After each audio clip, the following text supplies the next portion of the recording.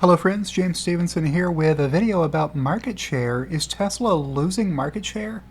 If you listen to the Tesla short sellers, haters, and trolls, they'll tell you that yes, Tesla is losing market share all around the world. But what if you get your research from an independent research analysis group like B of A Global Research? That's what I did. They published a note a couple of days ago, and someone was kind enough to forward that note to me. Before I get too far, I will check in with Loki, who I offered breakfast. He has not come over to eat his breakfast yet, but if he does, you'll see that in the Loki Cam. I'll leave the Loki Cam up. Here, as I share my desktop with you, you can keep an eye on Loki if you want, but I'll be over here showing you this tweet. How difficult is it, I tweeted, or I posted on X, for automakers to gain 1 percentage point of global market share? So difficult that over the past 3 years, only 3 companies have done it at all, at any point over that 3-year time period. Tesla went from 0.8 to 2.6%, BYD from 0.7 to 3.9%. That's the largest increase. BYD sells a bunch of different cars at lower price points than Tesla does, and some of those are hybrids, not EVs. And Suzuki from 2.8% to 4.3%. And I have credited my source here, and we're talking about all fuel types here, including regular old gasoline, petrol, combustion engine, dyno juice burning vehicles. So what's this say?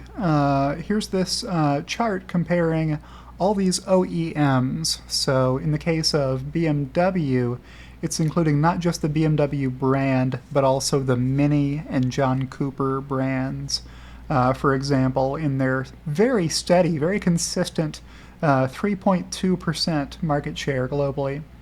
Mercedes-Benz, likewise, is going to include like smart cars in here, but it's not going to include Freightliner or, semi-tractor trailers, because this is light vehicle sales that's being shown here.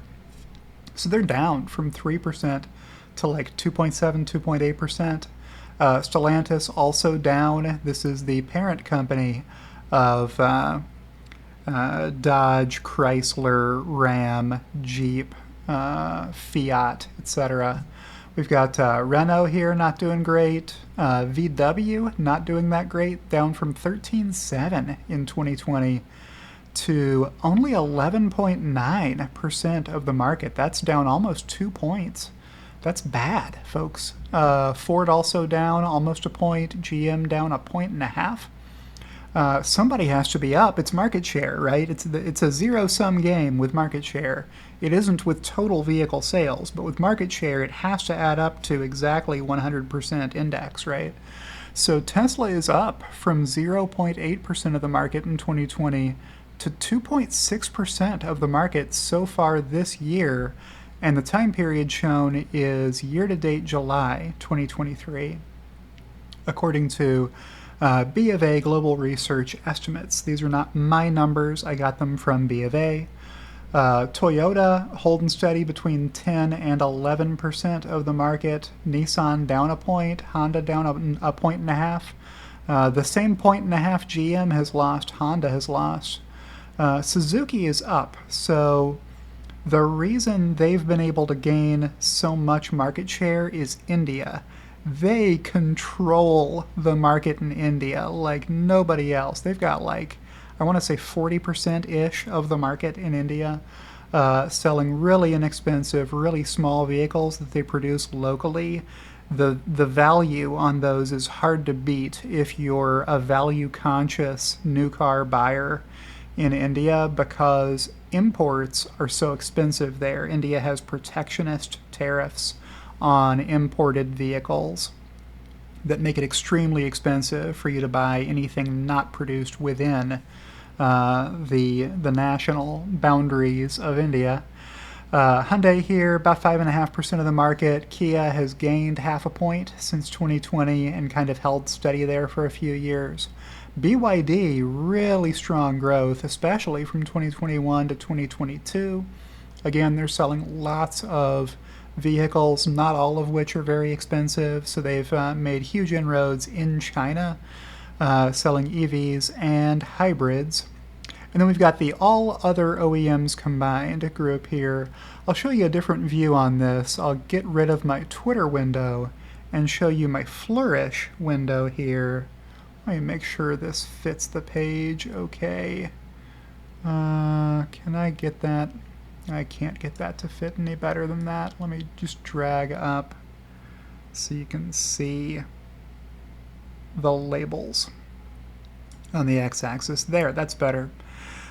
So this is the interactive version hosted by Flourish. It's their chart template, but it's my data and my formatting that I've applied to their mini charts template. It's hard to do this in Excel, which is why I let Flourish do it for me using their charting software. You can see Chang'an here and Geely I excluded from my chart by clicking on them in the legend to get the chart to fit on 2 rows. That's the way I wanted to present the data on Twitter. So these two happen to be the odd ones out, but here's what it looks like across 3 rows if you want to see it that way. But you can make any comparison here you want, right? So if you only want to see how BMW and Mercedes are doing against Tesla, for example, you can just deselect all of the others and take a look. Okay, here's BMW, here's Mercedes-Benz, here's Tesla. Here's how they're comparing globally. These companies are both offering the market, I want to say, more than a dozen different models. Tesla produces only 4 models so far. I mean, they're trying to get production release candidates for Cybertruck right now out of Austin, but Model S and Model X are only made in Fremont to supply the whole world at whatever the tariffs are for countries around the world.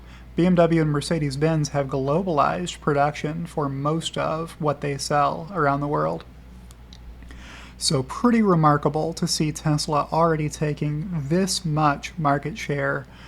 And you got to be sweating if you are in Munich or Stuttgart or wherever else the German automakers are headquartered, Wolfsburg, to see Tesla gaining this much market share as their share either maintains or erodes, as we saw with VW losing some share.